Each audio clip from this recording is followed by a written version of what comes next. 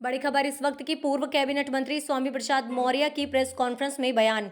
लोग अपनी राजनीतिक रोटियां सेकने की कोशिश कर रहे हैं। स्वामी प्रसाद मौर्य आज देश में बड़े पैमाने पर बेरोजगारी। स्वामी प्रसाद मौर्य देश में महंगाई है, गरीबी है, लाचारी है, अन्य कई बिंदुओं पर भी स्वामी प्रसाद मौर्य ने दिए बयान।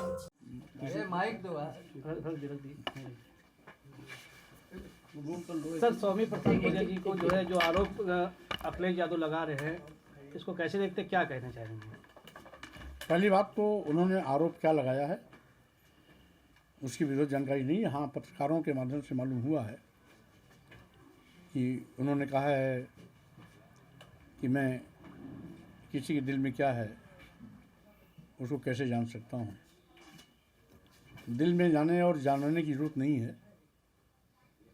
13 फरवरी को जो मेरा इस्तीफा पत्र है उसमें सब स्पष्ट है। उस बात को जानने की कोशिश करनी चाहिए, जिसको मैंने 12 फरवरी को व्यक्तिगत भी बात किया था और 13 फरवरी को पत्र के माध्यम से भी अवगत कराया था कि मैं जब से समाजवादी पार्टी में आया लगातार जनधार बढ़ाने की कोशिश की।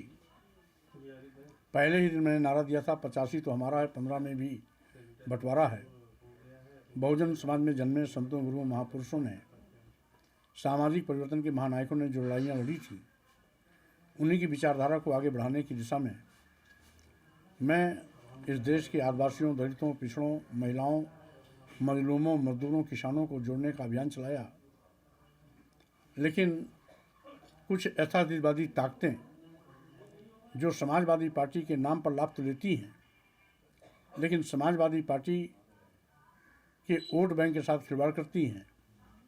और जब जब मैंने ऐसा कोई भी कदम उठाया तो निजी बयान कह करके उसका उपहार सुनाया गया। स्वयंभू प्रधान राष्ट्रीय महासचिव बहुजन समाज पार्टी से आने वाले नेताओं के फलस्वरूप ही हुई है। इसलिए अगर देने की बात होती है तो मैंने उनको दिया है, उनका वोट बढ़ाया है। जो कभी समाजवादी पार्टी से नहीं जुड़ते थे उनको भी जोड़ा है।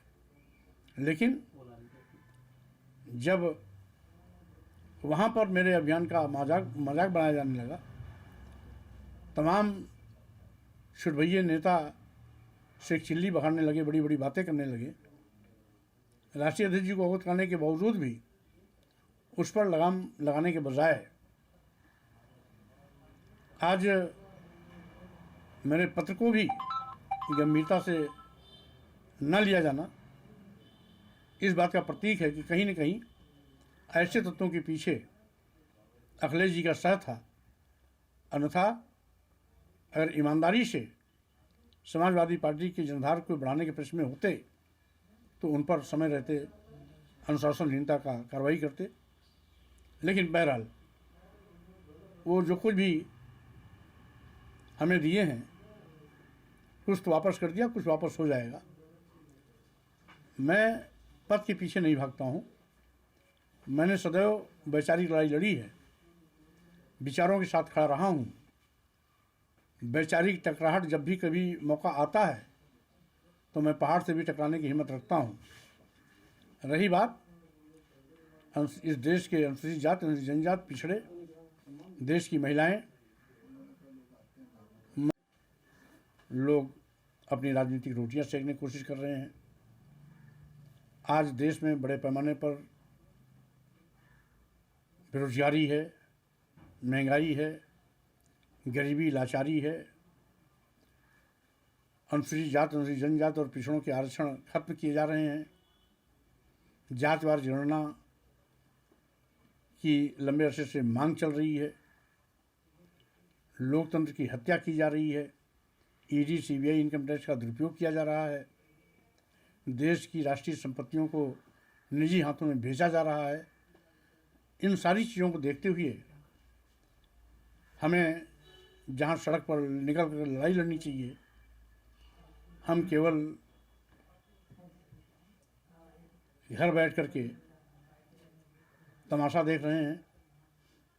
अनुरोध करने के बावजूद भी उस पर एक कदम भी चलने की कोशिश नहीं की गई है। पार्टी के अंदर ही पदों में भेदभाव किया जा रहा है और जो सेकुलर होने की दुहाई देते हैं लेकिन बीजेपी की पिच पर खेलने के आदी हैं, ऐसे लोगों से समाजवादी पार्टी का भला होने वाला नहीं है। तो स्वाभाविक रूप से आज मैं उन्हीं विचारों के लिए आज भी खड़ा हूँ जिन विचारों के लिए समय समय पर मैं खड़ा था और आगे भी खड़ा रहूँगा। ठीक है, थैंक यू। एक नहीं अनेक मौके पर कहे ये निजी मौर्य जी का निजी बयान है। आखिर उनकी भी हैसियत एक राष्ट्रीय महासचिव की है, मेरी भी हैसियत एक राष्ट्रीय महासचिव की है। एक राष्ट्रीय महासचिव का बयान पार्टी का हो जाता है और दूसरे राष्ट्रीय महासचिव का बयान निजी हो जाता है। ये भेदभाव क्यों? अगर यही भेदभाव होना है तो ऐसा भेदभावपूर्ण पद मुझे नहीं चाहिए, क्योंकि मैं तो भेदभाव के खिलाफ लड़ता ही हूँ।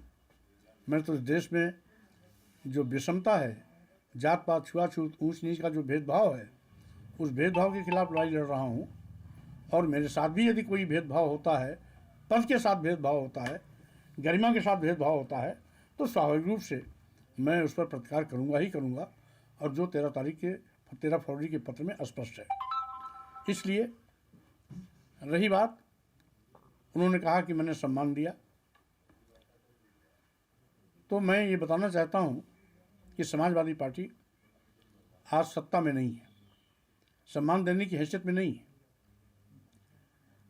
और अगर देने लेने की बात आई तो 2022 के पहले समाजवादी पार्टी के पास मात्र 45 विधायक थे।